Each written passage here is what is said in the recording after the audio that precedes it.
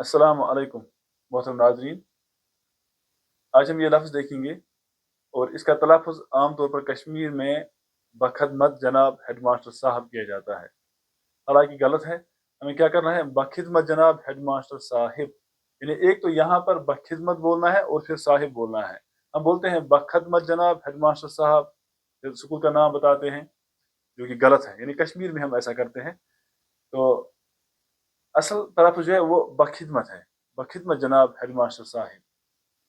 क्योंकि बे जो है इसका इस्तेमाल मुख्तलिफ तरीक़ों से किया जाता है साबिक़ा के लिहाज से, यानी साबिक़ा जिसको आप प्रीफ़िक्स बोलते हैं, वो यहाँ पर इस तरह से भी बे, हे, बा, लेकिन इसकी आवाज़ कम निकलती है इस हे की, क्योंकि ये हाय मुख्तफ़ी इसको कहते हैं, बा, बे, बा और बो।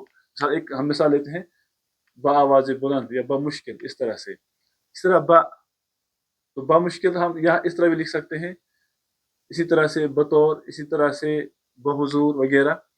बिलकसद, बिल यकीन, बिल मुशाफा, इसी तरह बा, बा असर, बा अदब, बाशऊर और बुत खाना या बू वगैरह।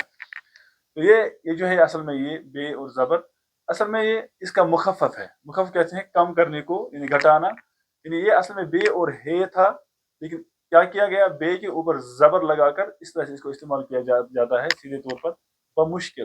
यानी यहाँ पर ब और मुश्किल था, यानी अलग अलग थे ये, यहाँ साहब का अलग था, तो यहाँ पर बमुश्किल एक ही कर दिया गया। इसी तरह बतौर, यहाँ बतौर, यहाँ बख़िदमत और यहाँ बख़िदमत। और भी बहुत से अल्फाज हैं, बहुज़ूर, बजानिब।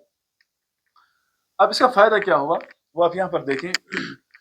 यह है बख़िदमत जनाब हेडमास्टर साहिब, बख़िदमत जनाब हेडमास्टर साहिब। कितने अल्फाज आ गए, 1, 2, 3 और 4।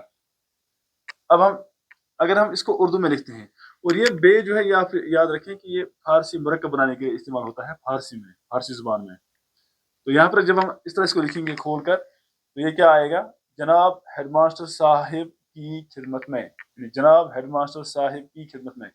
तो यहाँ पर 1, 2, 3 और 4 अल्फाज आते हैं, लेकिन यहाँ पर कितने आ गए, 1, 2, 3, 4, 5 और 6।